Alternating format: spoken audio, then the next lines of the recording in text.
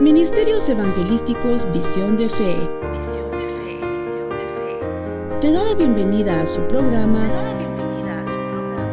Consejo, Verdades Bíblicas, con el pastor licenciado Luis Alberto Palacios.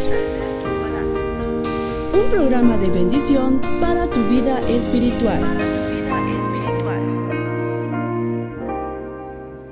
Gloria al Señor. Aleluya.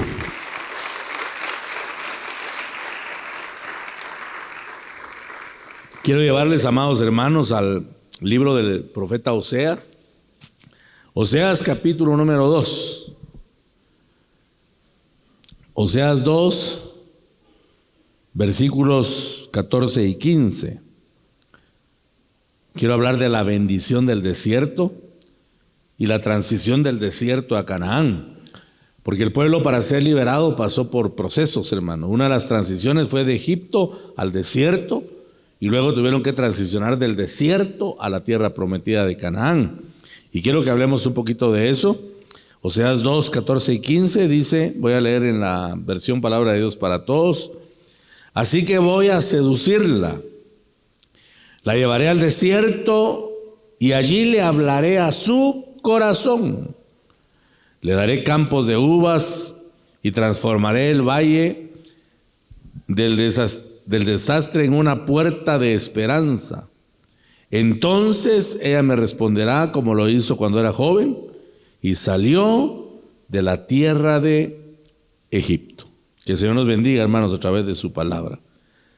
A lo largo de nuestra vida cristiana hemos podido escuchar a muchas personas decir que están en el desierto, y generalmente aplicamos el término haciendo referencia a estar en una situación difícil o adversa, en un probatorio, en una lucha, y a eso nosotros lo hemos ubicado como el desierto o los desiertos de nuestra vida.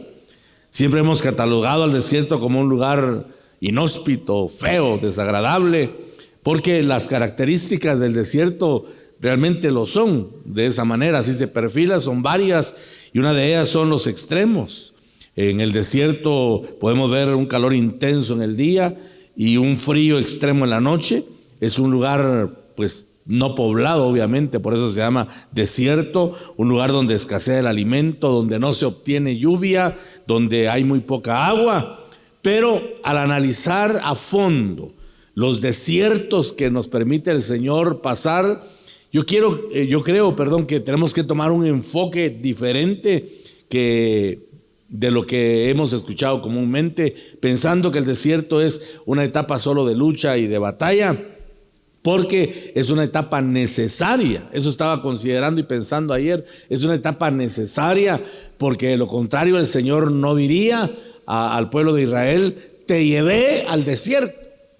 Y estaba todavía con un tanto de dudas, hermano, acerca de proyectarlo de esta manera, porque a veces uno teme que pueda ser un pensamiento muy humano, una razón humana, pero lo que me acabó de confirmar es cuando dice del Señor Jesucristo.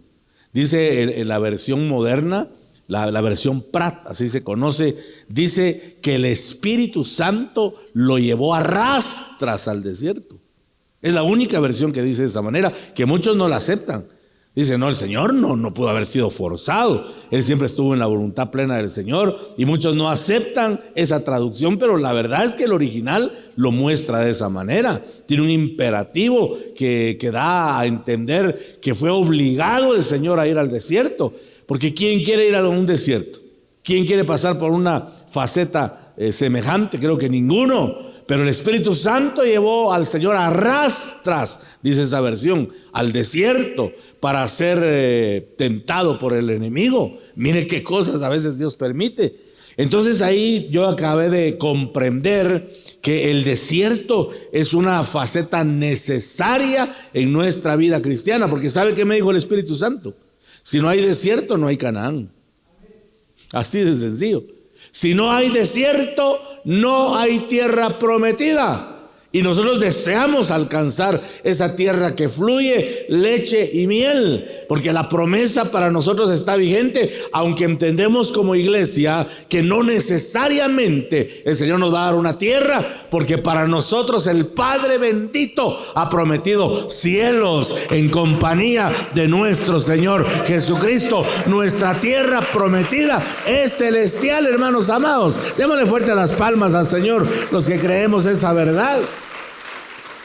Entonces el desierto es, en primer lugar, por donde se debe pasar después de salir de la esclavitud de Egipto. Fue ahí donde el pueblo entró al salir de esos 400 años de esclavitud. De Egipto a Canaán, dice que había un corto trayecto inferior a los 400 kilómetros, que caminando una medida de 15 kilómetros diarios, habrían alcanzado en menos de un mes la tierra prometida. No obstante, haciendo el trayecto en línea recta, se habrían de encontrar con filisteos, con pueblos hostiles, hermano. Y debido a la falta de fe que el pueblo tenía por la descripción que dieron los que fueron a espiar la tierra, no se atrevieron a tomar ese camino recto por no pelear contra esos enemigos, olvidándose que Dios había prometido pelear la batalla en lugar de ellos. Entonces el Señor tuvo que conducirlos a lo largo de un gran rodeo donde pasaron 40 largos años dando vueltas en el desierto. Y eso me lleva a pensar cómo la falta de fe o el no desarrollar la fe, porque Dios nos ha dado a todos, sin excepción, hermano, a todos nos ha dado una medida de fe. Ahora, de que no la desarrollemos, esos son otros 20 pesos, ¿verdad? Pero Dios nos ha dado una medida de fe que tenemos que desarrollar, rogándole al Espíritu Santo que Él la trabaje, rindiendo nuestra voluntad y sobre todo, hermano, aprendiendo a probar lo sobrenatural que Dios ha puesto delante de nuestro camino. Tenemos que aventurarnos en ocasiones a lo sobrenatural. Tenemos que ejercitar incluso nuestra mente a lo sobrenatural, ir saliendo, hermanos amados, de lo material, quitar incluso, como decía el Espíritu hoy, los afanes por este mundo, porque a veces estamos muy afanados, sinceramente, hermano, y perdone si yo lo meto a usted en la jugada, pero sinceramente a veces nuestro proceder, nuestra conducta cotidiana da la pauta de que no creemos que el Señor ya pronto viene. Hay gente que todavía tiene proyectos para largo plazo, para 50, para 100 años, como que si Cristo no fuera a venir nunca. Eso es falta de fe. El día a día hay que vivirlo de esa manera, sin afanes, vivir un día a la vez, pensando que el Señor pronto viene. La iglesia del principio, la iglesia incipiente, ellos tenían arraigado el pensamiento de que el Señor venía. Por eso el saludo de ellos era Maranata, Maranata, porque sabían que el Señor en cualquier momento iba a aparecer. Y ellos tenían inminencia, hermanos, hace 2000 años. ¿Cómo estaremos nosotros hoy que está ya casi puntualizando el momento justo en el cual el Señor aparecerá? Un poco más y el Señor vendrá. Pero Él espera una iglesia que esté compenetrada en las cosas de arriba, no en las cosas de la tierra, porque nuestro espíritu tiene que empezar a desarrollarse, ya que el espíritu es el único, es la única entidad capaz de conectarse con las cosas del Señor. ¿Sabía usted eso? Que el espíritu es el único que anhela a Dios. El alma no. El alma puede anhelar cuando el espíritu es capaz de sojuzgarla. De lo contrario pasa como los discípulos que vieron al Señor peleando una terrible batalla, hermanos. Una batalla donde Él les dijo: mi alma está angustiada hasta el punto de la muerte. En otras palabras, siento que me estoy muriendo. Por favor, apóyeme en oración. Y el Señor se fue a orar, y cuando regresó los halló durmiendo, hermano. Y les dice el Señor: ¿no han podido orar conmigo una hora? Entonces les dice: velad y orad para que no entréis en tentación, porque el espíritu está presto, pero la carne es el alma más el cuerpo. La carne es débil. O sea que a la carne, al alma y al cuerpo no le interesa para nada lo de Dios, hermano. Pero el espíritu sí tiene hambre, el espíritu sí tiene anhelo, el espíritu sí tiene deseo. Y nosotros tenemos que aprender a proveer para el espíritu. para que entonces el espíritu se fortalezca y sea capaz de sojuzgar el alma y el cuerpo, porque de lo contrario el alma y el cuerpo van a sojuzgar al espíritu, y cuando se da ese matriarcado espiritual, así le llamo yo, la vida cae, hermano, en esterilidad, por lo menos en cuanto a lo del espíritu, a lo espiritual. Caemos en una esterilidad espiritual donde podemos tener de todo menos de Dios, y si no tenemos de Dios, con todo respeto, somos los más miserables de este mundo, porque la verdadera riqueza es la que Dios nos da. Dice que la bendición de Jehová es la que enriquece al hombre y no añade tristeza con ella. Pero es tiempo de que despertemos, hermanos, al propósito de Dios. Es tiempo que despertemos a la bendición del Señor. Es tiempo que empecemos a creer las promesas que Dios ha dado y de que entendamos que este bendito reino que nos ha sido revelado no es visible con los ojos naturales, pero sí es evidente con los ojos del entendimiento espiritual, que nos lleva a ver las cosas extraordinarias y maravillosas que Dios está perfilando delante de nuestro camino. Aleluya, démosle gloria al Señor Dios Todopoderoso, y que no nos vaya a pasar como Israel y que empecemos a dar vueltas. Miren, hermanitos amados, examinemos los ciclos de nuestra vida. A veces, hermano, cuando uno examina los ciclos, a mí me ha sucedido, me pongo a examinar los ciclos de la vida. Han pasado más de 42 años en el Evangelio y a veces siento que me encuentro en la misma dimensión, viviendo exactamente la misma rutina, la misma costumbre, y digo yo para mí mismo, qué desgracia. Ya 4 décadas y todavía en la misma condición espiritual. Yo le he estado diciendo al Señor: Señor, llévanos a nuevas dimensiones. Por eso yo bendigo al Padre Celestial que nos da la promesa de que este sea un año de transición, porque tenemos que cambiar, hermanos. Pero si a esta altura ya llevamos el segundo mes del año y seguimos con las mismas cosas de los años anteriores, estamos perdiendo el tiempo, por lo menos en lo espiritual. Porque tenemos que tener nuevas metas, tenemos que tener nuevos desafíos.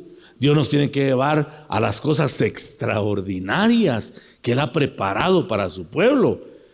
Israel no pudo entrar en la tierra prometida hasta que no aprendieron las lecciones de la victoria y la liberación que provoca la fe. Nuestro caminar, hermano, es un caminar que exige liberación, y la fe y las victorias que el Señor nos da nos tienen que ir motivando, nos tienen que estimular, esa es la palabra exacta, para que vayamos avanzando sabiendo que el Señor tiene cosas nuevas para nosotros. Por eso la Biblia nos grita que mirando a través de la palabra, como en un espejo, nuestro rostro natural, así vamos a ir avanzando de poder en poder y de gloria en gloria. Es cierto que hemos vivido glorias maravillosas en esos 42 años. Yo he visto glorias incomparables, he visto milagros, he visto prodigios, he visto maravillas, he visto palabra profética cumplida, pero exactamente como Dios lo prometió. He visto tantas cosas, pero no basta con eso. Las glorias que el Señor envía no es para que nos quedemos acomodados, hermano. No es para que estemos siempre en el mismo lugar. No es para que digamos como Pedro, Juan y Jacobo: hagamos 3 enramadas y quedémonos a vivir aquí porque está lindo este mover del Espíritu. No. Dios tiene cosas mejores. Dios tiene cosas mayores. Dice la Biblia, y lo he repetido muchas veces y aprovecho la ocasión para volver a repetirlo: cosas que ojo no ha visto y que oído jamás ha escuchado y que no han subido a corazón de hombre, son las que Dios ha preparado para los que le amamos con todas nuestras fuerzas, hermano. Vienen cosas inéditas, cosas que jamás hemos visto en el tiempo de evangelio que hemos vivido y que Dios está preparando para su iglesia. Démosle fuerte las palmas al Señor y roguémosle al Espíritu Santo que nos permita alcanzar esas glorias que Él ha preparado. Porque, mi hermano, el desierto es el lugar donde vamos a ser probados para poder entrar a la tierra prometida. Si en el desierto no aprobamos, no vamos a entrar a la tierra prometida. La tierra prometida comienza acá, comienza en esta etapa existencial, porque tampoco podemos caer en un espiritualismo barato, pensando solo en lo espiritual. Este evangelio es integral, hermano. ¿Cómo no? Está controlado por lo espiritual. Pero mientras estamos en este mundo, Dios va a provisionarnos para todo. Y ese todo, pues es todo, ¿verdad? Incluso para lo material, sabiendo, por supuesto, que lo espiritual es lo principal, es lo prioritario, es lo que necesitamos. Pero tenemos que entrar a una dimensión en la que tenemos que ver, hermanos, sin duda alguna, de una forma indubitable, la mano del Señor. El día miércoles le prediqué a las damas acerca del primer mandamiento: amarás al Señor tu Dios con toda tu alma, tu mente, tu corazón y tus fuerzas. Y mencionaba también el día viernes, lo dije, que cuando dice amarás al Señor con todas tus fuerzas, también habla de las fuerzas económicas. Y nos fuimos a estudiar a Malaquías, y hermano, por primera vez vi algo sorprendente, porque Dios dice: probadme en esto y abriré las ventanas de los cielos y derramaré bendición hasta que les sobre. Entonces, perdóneme, pero le dije a las hermanas: si a usted no le sobra, usted no está viviendo bajo la bendición de Dios, está viviendo bajo su esfuerzo humano, porque el que prometió eso es un caballero. El que prometió eso es Dios. Yo sí le creo a Dios. Mire, cuando yo leo algo que Dios ha prometido, yo no lo cuestiono, hermano.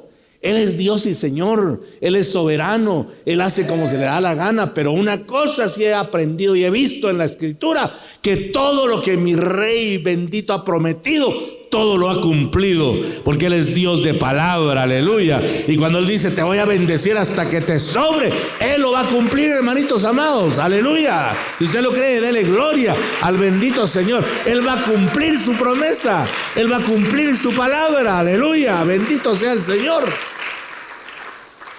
Pero si no entramos a esa dimensión sobrenatural, donde Dios dice que va a sobreabundar todo.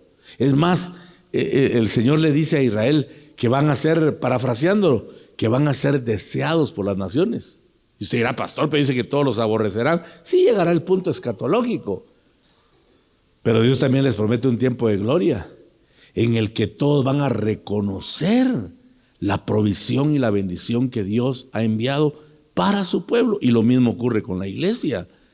Pero tenemos que accesarnos a esa dimensión sobrenatural, donde comencemos a ver cada una de las promesas del Señor cumplidas en nuestra vida. Ahora, hagamos un recorrido y miremos si en realidad hemos pasado por el desierto. Vaya conmigo al libro de Éxodo, por favor, capítulo 5. Éxodo, capítulo 5.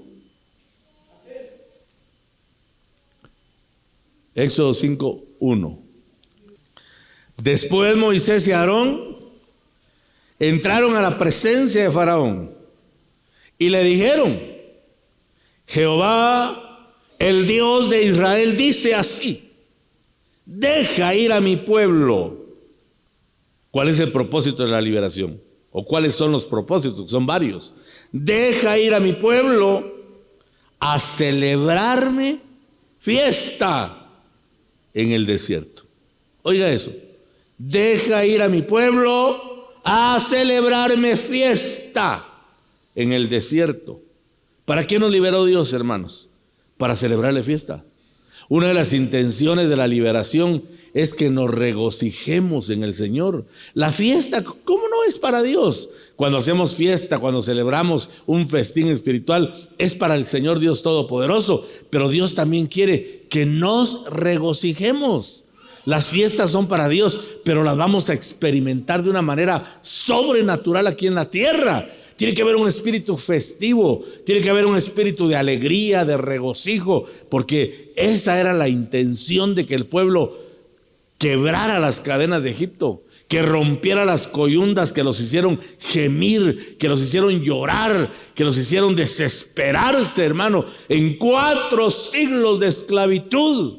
Pero el Señor los sacó con brazo fuerte y poderoso, y dice acá que la intención es para que el pueblo se regocijara e hiciera fiesta delante de la presencia del Todopoderoso.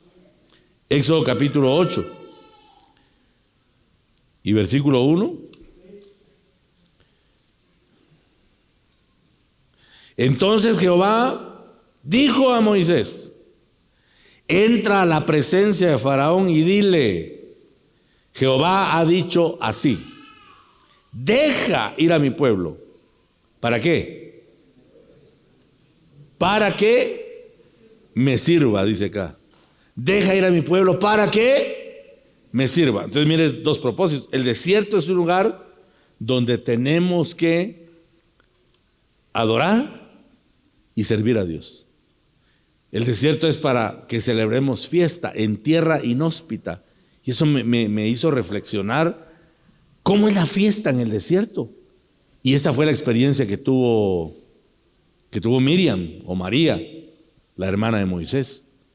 Cuando el Señor sepultó en el agua, si aplica la palabra, cuando anegó al ejército en agua, al ejército egipcio, dice que María tomó el pandero y comenzó a danzar. Y dijo: cantaré a Jehová, porque se ha magnificado grandemente, ha echado en el mar al caballo y al jinete. ¿Dónde hizo eso María? Lo hizo en el desierto. Entonces lo que nos va a llevar al festín espiritual, hermanos, son las experiencias nuevas que tengamos en Dios de victoria. ¿Cuándo se había visto que el ejército imperial más grande de aquel tiempo, que la potencia bélica de Egipto fuera anegada en agua? ¿Cuándo se había visto semejante cosa? Dios hizo un portento, hizo una maravilla extraordinaria. Entonces aquella mujer profetiza, tomó el pandero y salió danzando y gritando y haciendo fiesta en el desierto. ¿Por qué? Porque el Señor había destruido a sus enemigos. Porque Moisés les dijo: este ejército que viene detrás nuestro no lo verán nunca más en su vida, porque el Señor va a destruirlo. Esa es la promesa del Señor, que Él va a levantarse como poderoso gigante y va a destruir a nuestros enemigos, para que entremos a la etapa de fiesta y que con cántico, con danza, con júbilo celebremos y exaltemos el nombre de nuestro Señor. Aleluya. Esa es la transición a la fiesta espiritual. Démosle palmas al Cristo de la gloria esta mañana, si lo creemos, hermano, si tenemos la convicción de que Dios hará su obra. Porque hay pueblo que estando en plena gracia no reciben la bendición del Señor. Son apáticos. Hay gente indiferente que no va a recibir la bendición por ningún lado. Yo digo, si el Espíritu Santo no los motiva, ¿quién diablo los va a motivar, verdad? Si no es el Espíritu de gracia el que toca el corazón y nos enseña a llevarnos a la fiesta, ¿quién lo va a hacer? Pero cuando aprovechamos el tiempo de la visitación y cuando entendemos que Dios se está acercando, entonces vamos a celebrar fiesta. Pero la condicionante es que veamos destruidos a los enemigos. Muchos no celebran fiesta porque los tiene del cogote el diablo. No pueden celebrar fiesta porque no han visto la derrota de sus enemigos. Siguen los males en la casa, siguen los males en el entorno. La vida es la misma, una vida miserable, una vida sin éxito, sin alcances, porque no dependen del Espíritu Santo. Dependen de su fuerza, dependen de su carne, dependen de su humanidad. Y ellos nunca van a celebrar fiesta porque no tienen motivos. Pero aquellos que van experimentando la liberación del Espíritu Santo en este trayecto donde hay enemigos, hermano, pero que tenemos presente que no estamos peleando con nuestra humanidad, sino que la victoria es de nuestro Cristo, porque Él va delante de nosotros como poderoso gigante. Entonces cada momento que paladiemos de victoria, vamos a responder con fiesta espiritual, porque sabemos que el Señor está de nuestro lado. La fiesta espiritual entonces es necesaria. El servicio al Señor es una de las señales inequívocas también de que ya salimos de la esclavitud de Egipto. Por eso el servirle a Dios no se le puede negar a nadie. ¿Escuchó eso? El servir a Dios no se le puede negar a nadie, porque el servir a Dios es muestra de nuestra gratitud, es muestra de nuestro deseo de seguir en ese proceso al cual Dios nos ha llevado. Y cuando servimos al Señor, le estamos expresando la gratitud. Dice Hebreos 11:28, por cuanto recibisteis un reino que es inconmovible, mostrad gratitud y mediante ella sirvamos al Señor. Entonces el servicio es la manifestación de nuestro agradecimiento al Padre Celestial. Y por eso nosotros no tenemos que tener mente religiosa Porque yo desde que entendí, hermano, que el servicio es gratitud, yo empecé a ser más flexible. Porque a veces tenemos tantas normativas. Por supuesto, yo entiendo. Yo conozco la Biblia. Yo sé que para repartir mesas pidieron que los que repartieran las mesas, o sea, los que repartieran comida, fueran llenos del Espíritu Santo, fueran personas de buen testimonio. Eso yo lo entiendo, porque es necesario. Tampoco vamos a poner a servir a cualquier perico de los palotes, decía hermano Otto, ¿verdad? Tiene que ser una gente ungida, pero hay que dar la oportunidad de que la gente exprese su gratitud, porque muchos no le sirven a Dios, hermano. Entonces, ¿de qué forma le están agradeciendo? Hay mucho orgulloso que no sirve porque tiene orgullo. No se mancha las manos barriendo el templo, porque ellos son de la high life espiritual. Se vayan al diablo con ese pensamiento. Amén. Como aquí no hay, ¿verdad? Por eso lo digo con confianza, si no, tal vez no me atrevería a decirlo. Tenemos que agradecerle al Señor y servirle con todo el corazón. Aquella mujer, hermano, que le expulsaron 7 demonios, estaba siempre a los pies del Señor, y quedó escrito que al que más se le perdona, más ama. ¿Y cómo se expresa el amor? Con el servicio. Con el servicio. Esa es la manera de expresar nuestro amor a Dios, sirviéndole. El que le sirve al Señor con todo el corazón tiene un buen sabor de boca, porque sabe que está reconociendo la misericordia que ha sido derramada. Nosotros no somos merecedores de tanta misericordia. Hermano, cuando uno observa y mira la forma en que Dios ha obrado en nuestra vida, Señor, decimos nosotros, realmente se te fue la mano. Sobrepasaste la medida con nosotros, porque Él es un Dios bueno, un Dios compasivo, un Dios de misericordia, que tomó lo vil y lo menospreciado, lo que no tenía valor alguno, para hacernos ahora príncipes del pueblo del Señor, para hacernos parte, escúcheme bien, de un linaje escogido, de un real sacerdocio y de una nación santa que le pertenece al Rey de Reyes y Señor de Señores. Aleluya. Esa es nuestra dignidad espiritual en Cristo. Démosle fuerte las palmas al bendito Rey, por favor.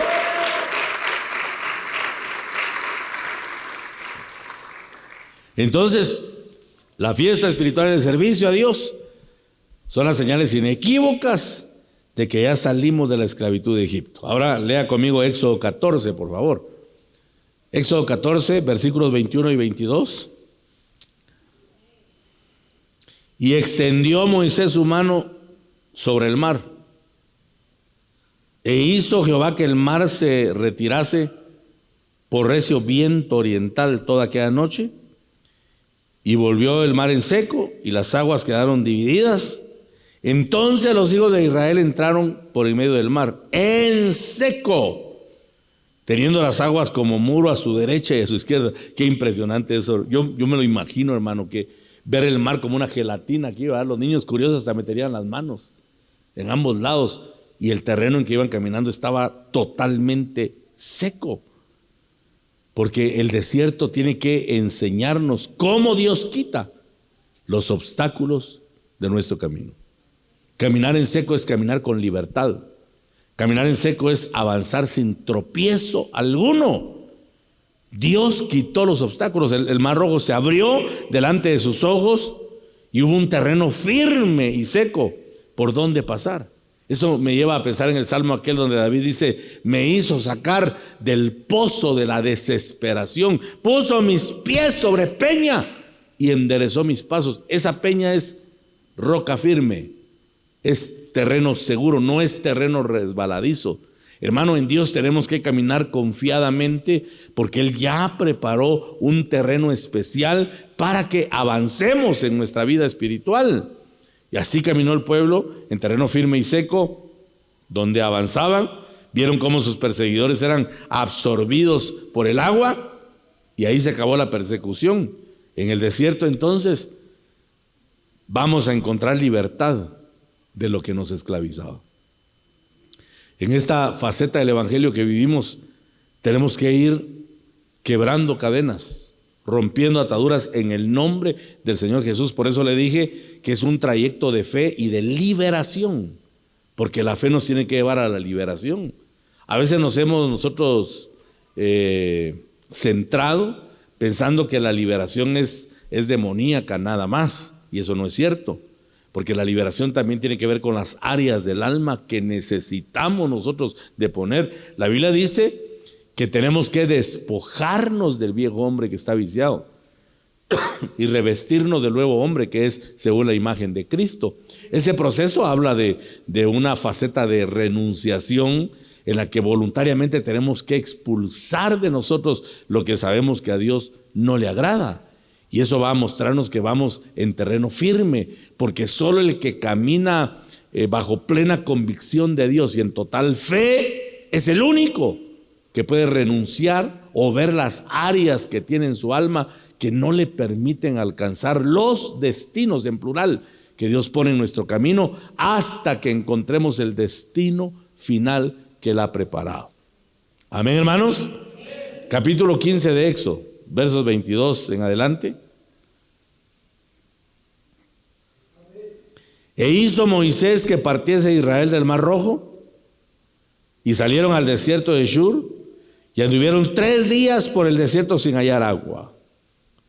Llegaron a Mara, y no pudieron beber las aguas de Mara, porque eran amargas. Por eso le pusieron el nombre de Mara. Entonces el pueblo murmuró contra Moisés y dijo: ¿qué hemos de beber? Y Moisés clamó a Jehová, y Jehová le mostró un árbol, y lo echó en las aguas, y las aguas se endulzaron. Allí les dio estatutos y ordenanzas, y ahí los probó. ¿Dónde? En las aguas de Mara, en el desierto. Y dijo, verso 26, si oyereis atentamente la voz de Jehová tu Dios, e hiciereis lo recto delante de sus ojos, y diereis oído a sus mandamientos, y guardares todos sus estatutos, ninguna enfermedad de las que enviaron los egipcios te enviaré a ti, porque yo soy Jehová tu sanador. Y llegaron a Elim. ¿A dónde llegaron? Donde había 12 fuentes de aguas y 70 palmeras, y acamparon allí junto a las aguas. Mire qué lindo es. En el desierto el Señor convirtió el agua amarga en agua dulce, y pudieron beber de ella para saciar su sed. Porque en el desierto toda amargura y dolor que haya en nuestra vida va a tener que ser quitada en el nombre de Jesús. La amargura a veces nos lleva a estar deprimidos, a estar tristes, hermano. Pero Dios cambiará las aguas amargas por aguas dulces. Y además de eso, va a proveer el Señor 12 fuentes de agua para saciar la sed, y 70 palmeras. El número 12 es gobierno total, y básicamente habla del ministerio en general, aunque hace un énfasis en el ministerio apostólico del Cordero, porque 12 eran los discípulos del Señor. Y el 7, el 70, que habla de la divinidad, que habla de la obra perfecta del Señor. Eso es Elim, lugar de fuentes, lugar de palmeras. Y las palmeras ya le expliqué que son aquellas que la tormenta no puede destruir, hermano, porque se han humillado y tienen raíces tan profundas que la misma altura de la palmera es la misma profundidad en su raíz, y por eso las tormentas no pueden doblegarlas. Las aguas de la enseñanza, las aguas de la fuente tienen que fundamentar nuestra alma para que tengamos una verdadera doctrina. Y la palabra doctrina es la palabra griega didache o didache, como dicen algunos.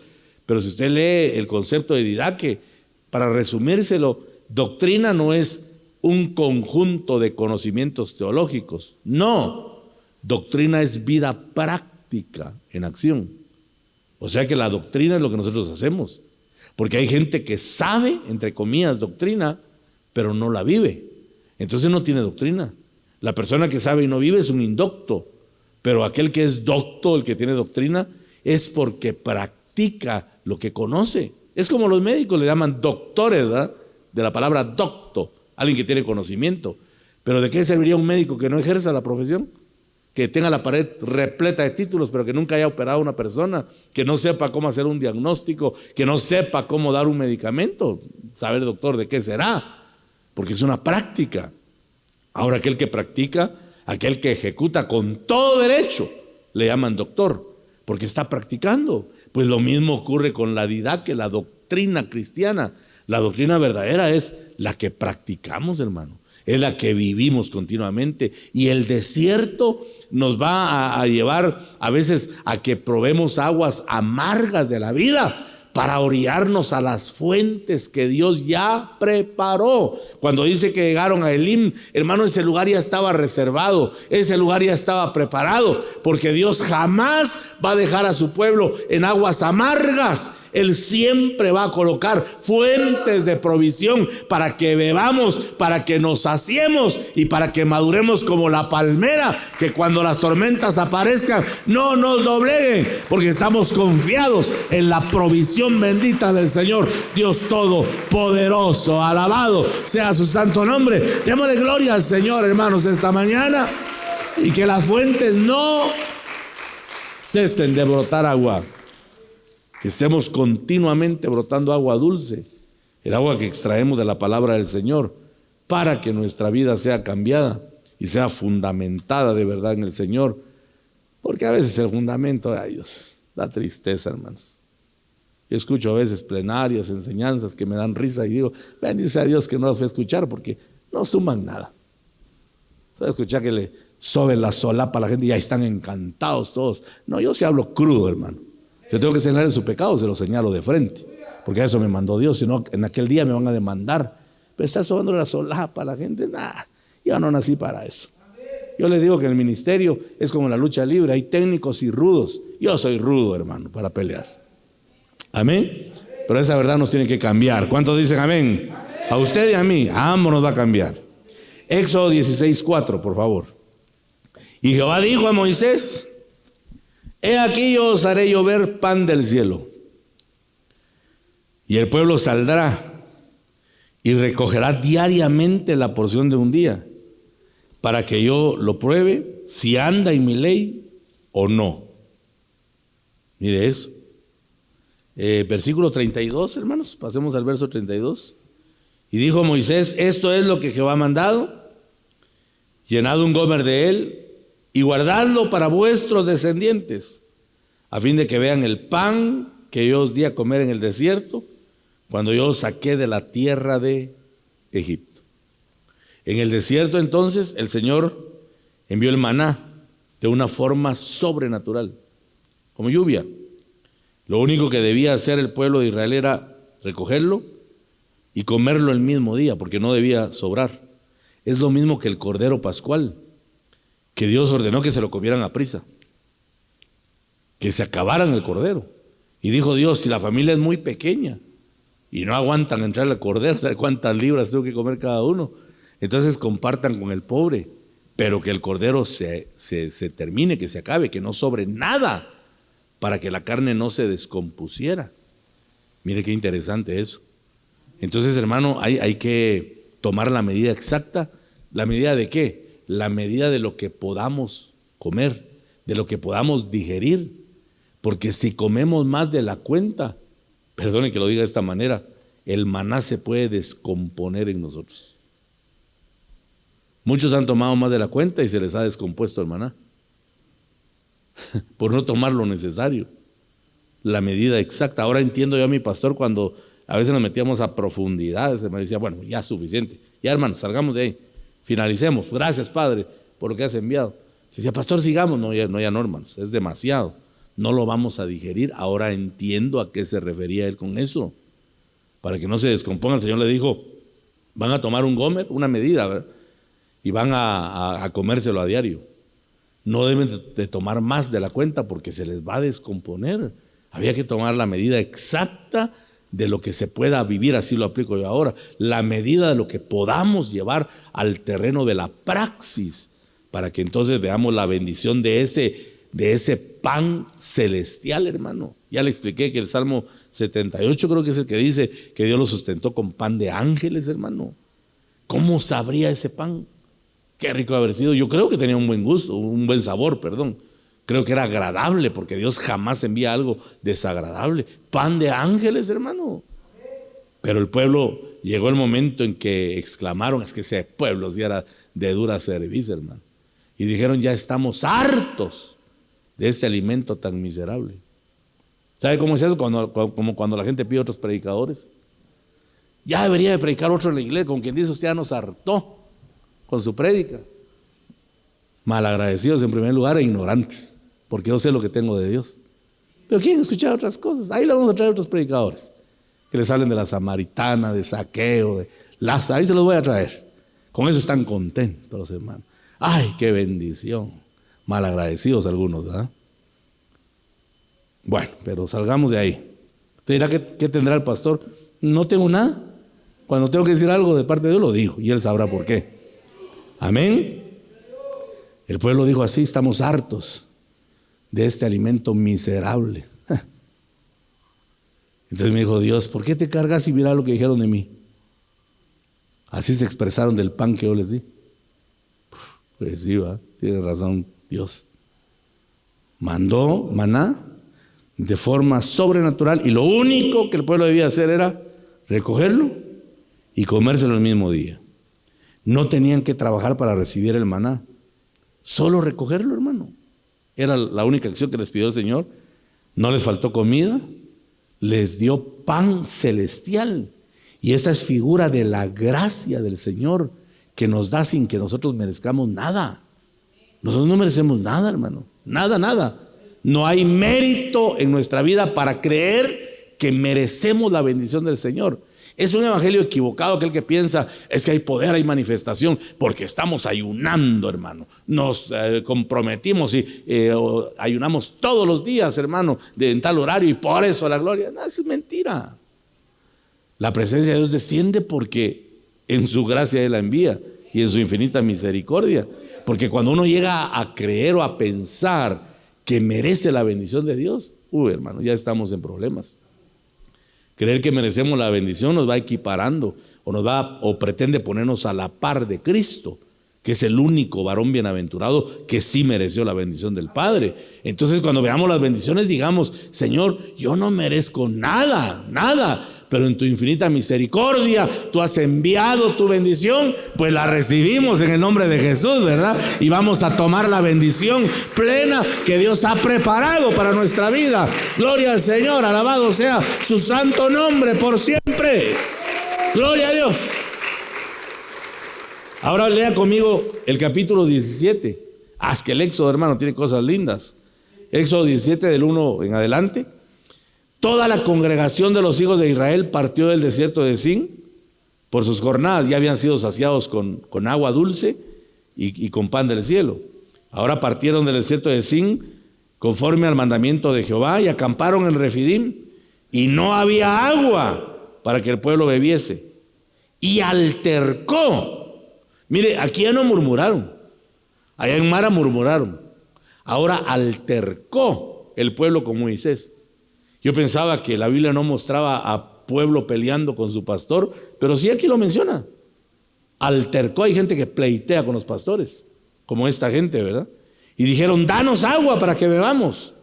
Y Moisés les dijo, ¿por qué altercáis conmigo? Es como cuando Pablo le dice a los Gálatas, ¿verdad? ¿Acaso me he hecho vuestro enemigo por deciros la verdad? Así le dice Pablo a los Gálatas.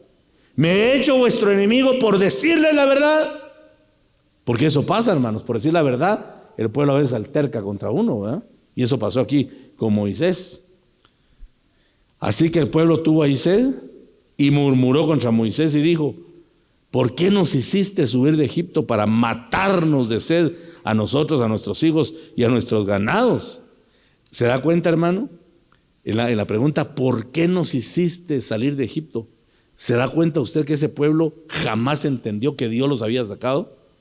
Ellos pensaban que había sido Moisés. De otra manera, le dicho, ¿por qué Dios nos sacó? No, le dice, ¿por qué nos sacaste? Qué tremendo eso.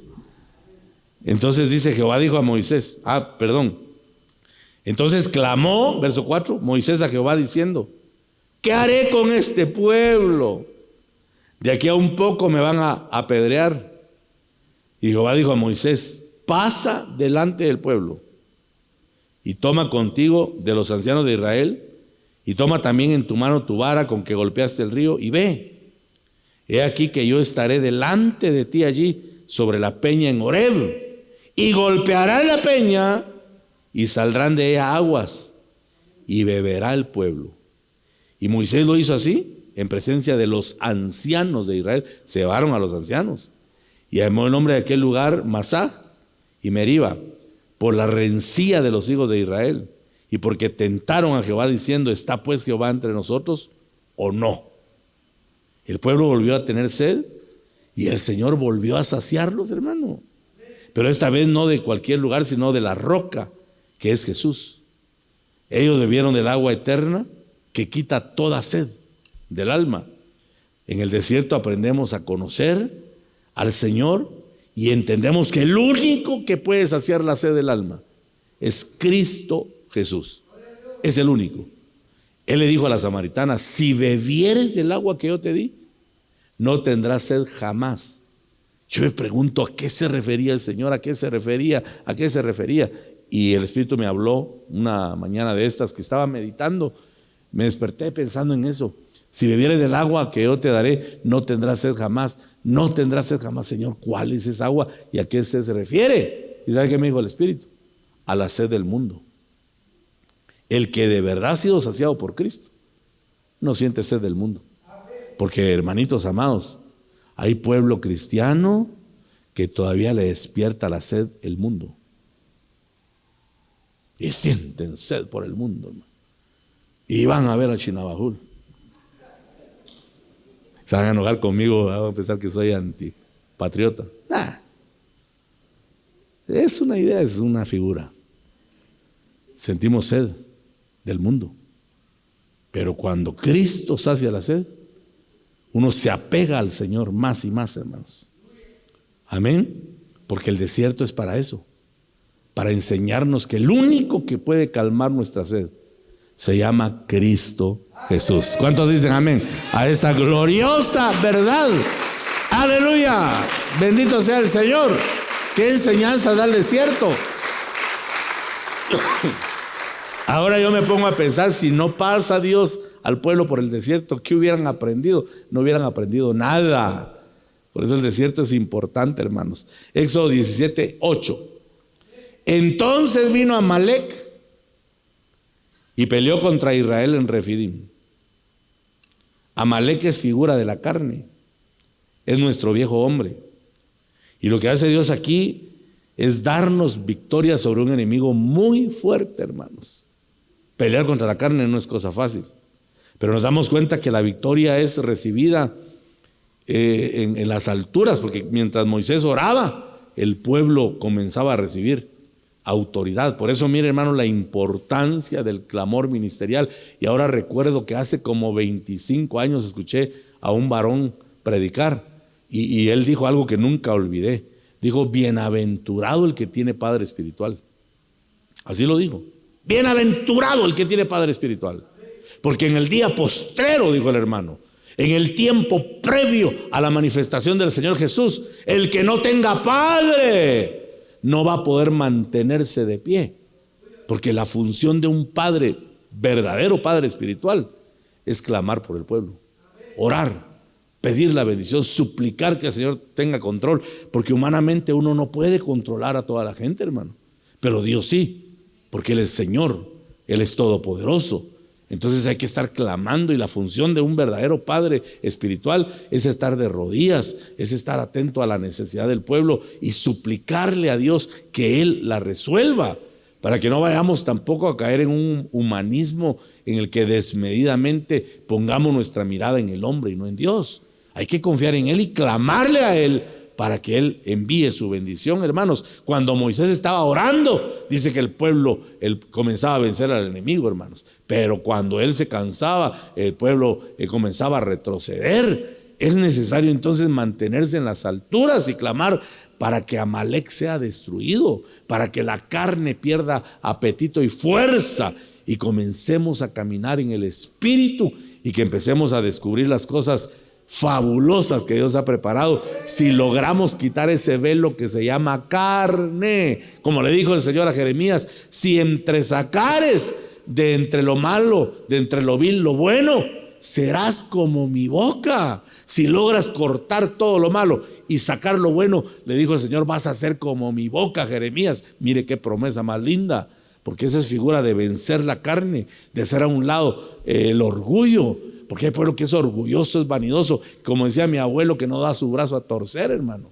Están mal, siguen mal y continúan mal por el orgullo, y eso es razonable, porque la Biblia dice que a los altivos, a los orgullosos, el Señor los mira de lejos. Amén. Pero Él le da gracia a los humildes, y la palabra gracia es, Él les da su espíritu. Él da su espíritu. ¿A quién? Al que es humilde, al que es sencillo. Pero al que es altivo lo mira de lejos. Y mire qué lindo es Dios, que aunque sea de lejos, pero lo sigue mirando, porque Él es un Dios de misericordia. Pero no quiero que Dios me mire de lejos, yo quiero que esté cercano el bendito Señor, y que su espíritu se derrame de una manera poderosa y sobrenatural en mi vida. Aleluya, bendito sea el Señor. En el desierto debemos aprender a matar la carne, a hacer pedazos a Amalek, en el nombre del Señor Jesucristo. ¿Cuántos pueden dar gloria a Dios esta mañana, hermanitos amados? Aleluya. Dele palmas a Cristo si son para Él.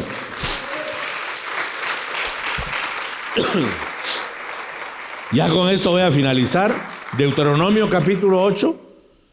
Deuteronomio 8 y versículo 4, por favor. Deuteronomio 8:4. Mire qué lindo. Tu vestido nunca se envejeció sobre ti, ni el pie se te ha hinchado en estos 40 años.